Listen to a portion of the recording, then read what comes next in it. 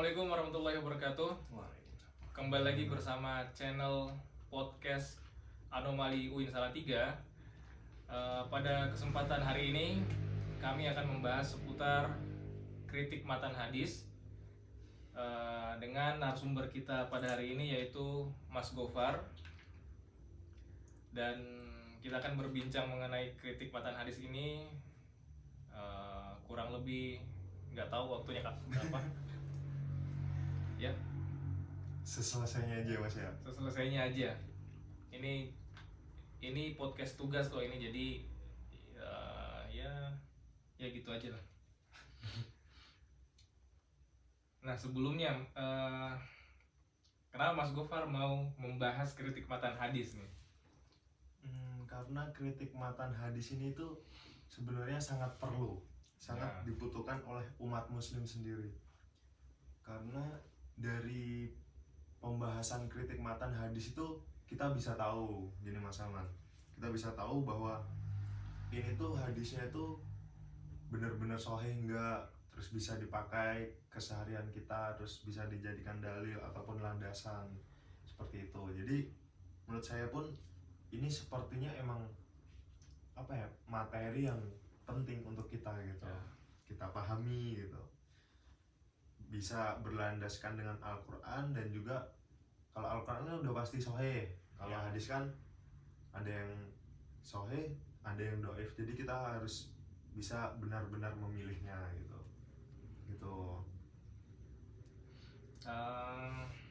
Berarti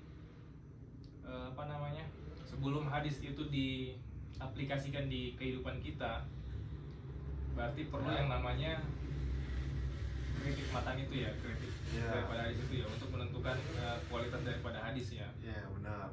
Jadi kita harus tahu dulu hadis ini sahih, bisa dijadikan landasan atau enggak gitu.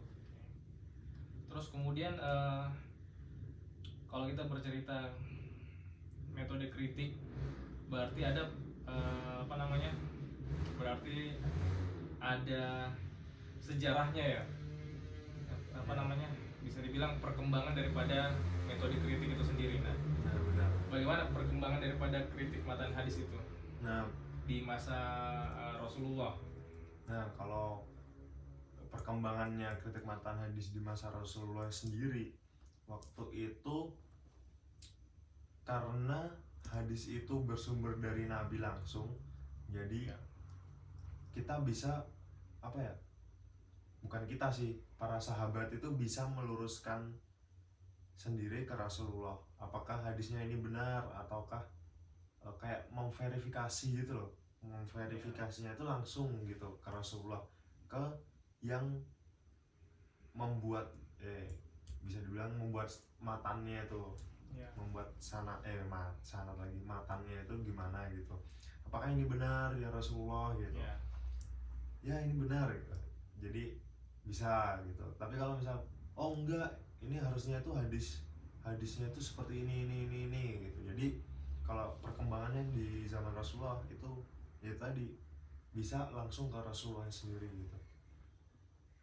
Berarti untuk untuk memverifikasi hadis itu benar atau tidak, ya langsung ke beliau gitu. Nah kalau perkembangannya di eranya para sahabat. Nah kalau pas zamannya sahabat sendiri itu memverifikasi atau mengkonfirmasinya itu ke sahabat yang lain gitu.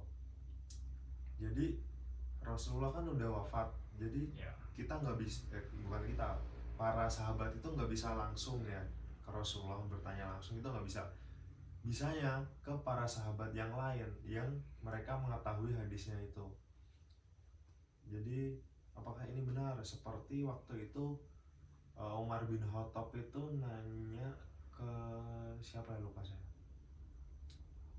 Ibnu Mu'ad siapa lupa saya, itu nanya tentang hadis izinnya itu 3 kali tentang hadis itu. Jadi menanyakan ke sahabat yang lain gitu, pada zaman sahabat gitu. berarti apa namanya, ketika suatu hadis itu misalkan apa namanya, belum ditahu lah kualitasnya gimana, baik dari segi matan gitu, berarti langsung tanya ke sahabat-sahabat yang lainnya ya. Sahabat yang lain yang mendengar hadis itu dari Rasulullah, apakah ini benar gitu. Gitu masalah. Nah, kalau perkembangan kritik matan di setelah eranya para sahabat, pasca sahabat. Oh, pasca sahabat, ya ini ya tabiut tabiin. Ya. Nah, pas zamannya tabiut tabiin itu mereka Ya. para inilah yang menanyakan itu di sana itu pas munculnya baru materi atau materi baru gitu. Ya. Seperti ilmu hadis, iqlal hadis. Nah, itu pembahasan baru. Jadi karena nggak bisa langsung nanya ke Rasulullah, ke sahabat juga nggak bisa, udah beliau udah pada wafat, jadi ada pembahasan iqlal hadis itu baru. Oke. Gitu. Nah, ada yang ditanyakan lagi, Mas? Nah, pertanyaannya selanjutnya, ini kan era modern nih. Iya. Nah, kalau ada orang yang nggak tahu hadisnya, nanya kemana nih? Ke ulama atau ke ChatGPT? Nih, contoh, saya belum tahu hadis ini tuh benar apa enggak. Saya punya mengetahui hadis innamal a'malu binniyat gitu. Ya. Nah, saya bingung nih, ini hadisnya sahih apa enggak. Saya cuma tahu matanya aja. Wah, langsung ingat, oh iya, saya punya temen nih, Kiai Salman.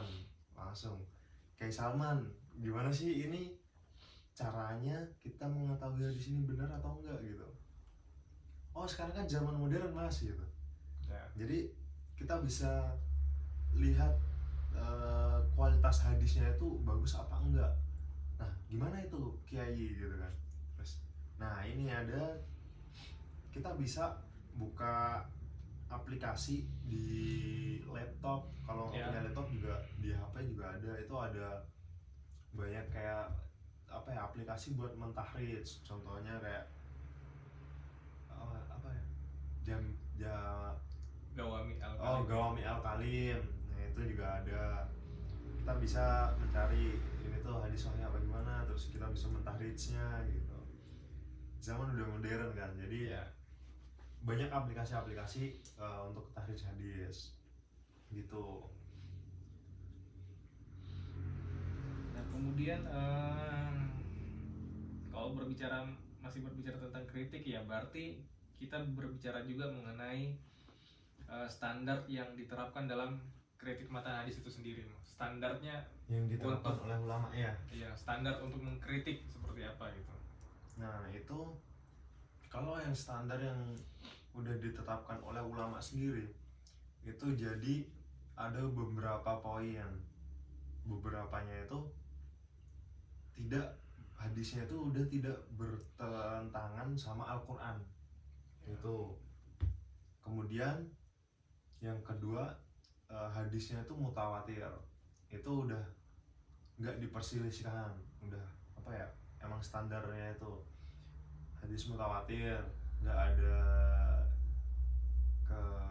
kecacatan, ilat ataupun syarat yang lainnya itu. Ya, dan ada beberapa poin-poin yang lain gitu masalah.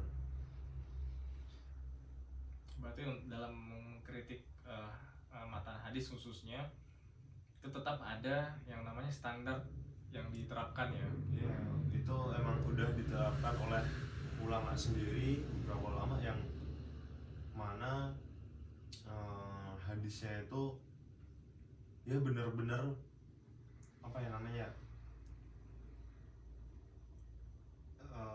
udah ditetapkan gitu loh, udah ditetapkan, jadi nggak ada perselisihan lagi gitu.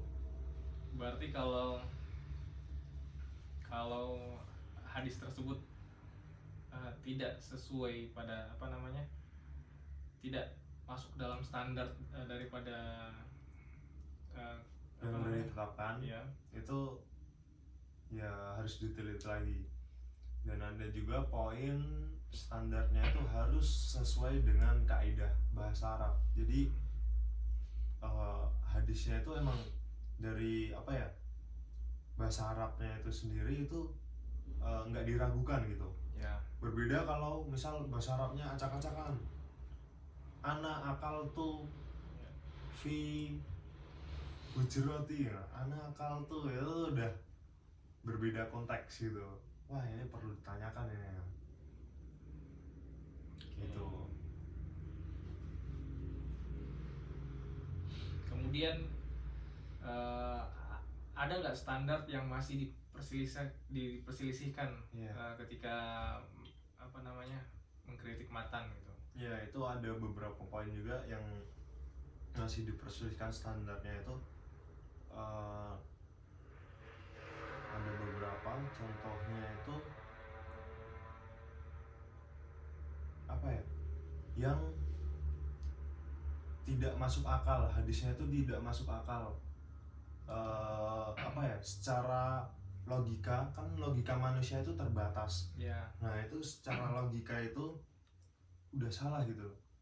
Nah, itu sangat diperselisihkan, jadi diragukan gitu. Kemudian yang bertentangan dengan ilmu penelitian ataupun sains gitu. Nah, ini hadis yang benar apa sainsnya yang benar gitu. Kan ada zaman modern kan sains kan tambah maju kan. Jadi ya bisa dipertanyakan gitu. Itu yang masih diperselisihkan. Mana yang benar gitu kan. Berarti dari